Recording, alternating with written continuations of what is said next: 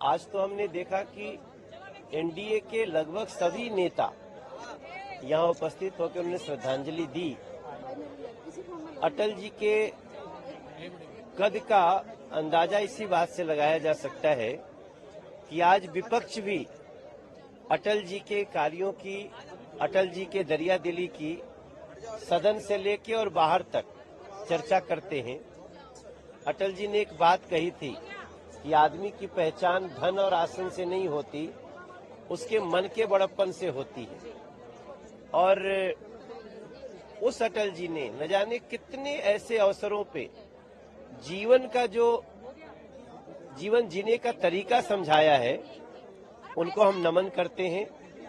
और आज महामहिम राष्ट्रपति जी, उपराष्ट्रपति जी, प्रधानमंत्री जी सहित एनडीए के सभी लोगों का एक साथ इकट्ठा होना एक बहुत अच्छा सुखद दृश्य था। जी सर, अरविंद केजरीवाल कह रहे हैं कि लोग मेरे पास आके पूछ रहे हैं कि अब मैं काम कैसे करूं, क्योंकि मेरे हाथ से जो पावर है वो छीनने की बात की जा रही है और अब मैं काम कैसे करूं। लेकिन मैं ये बोलना चाहता हूं कि मैं काम करता रहूंगा, चाहे मेरे पास कुछ हो रहा हो।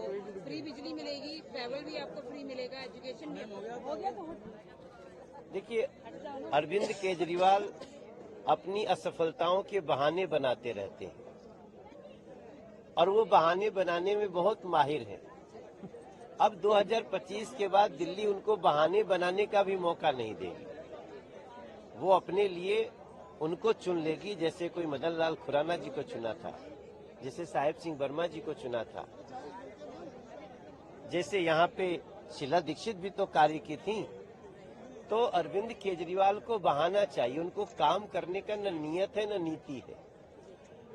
मैं तो दिल्ली के लोगों का आह्वान करता हूं कि ऐसे लोग जो सिर्फ झूठा वादा करते हैं, क्या वो वादा करने से पहले उनको नहीं पता था कि दिल्ली का स्टेटस क्या है?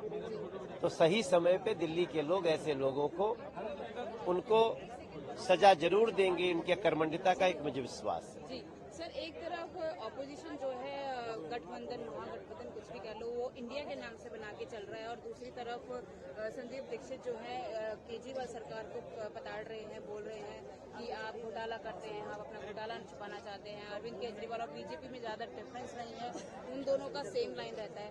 क्या बोलना चाहेंगे, कब क्या इनकी आपको यूनिटी दिखती है? देखिए, ये इंडिया वाले नहीं हैं, ये I.N.D.I.A.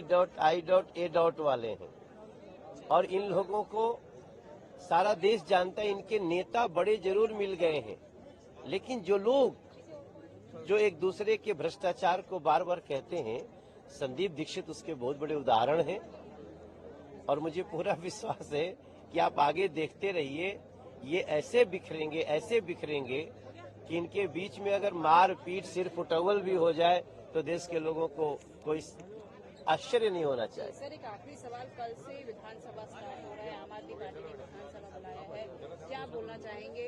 ऑफकोर्स वो ऑर्डिनेंस को लेके अपने बात रखना चाहेंगे।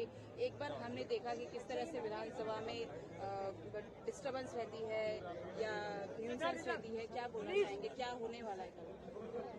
देखिए, ये तो विधानसभा बुलाते हैं अरविंद केजरीवाल गाली देने के लिए, सिर्फ मोदी जी को, बीजेपी को तो गाली देने के लिए इस बार जरूर बुलाएंगे। लेकिन अब नियम ऐसा पास हो गया है कि अब विधानसभा शुरू होगी और समाप्त होगी।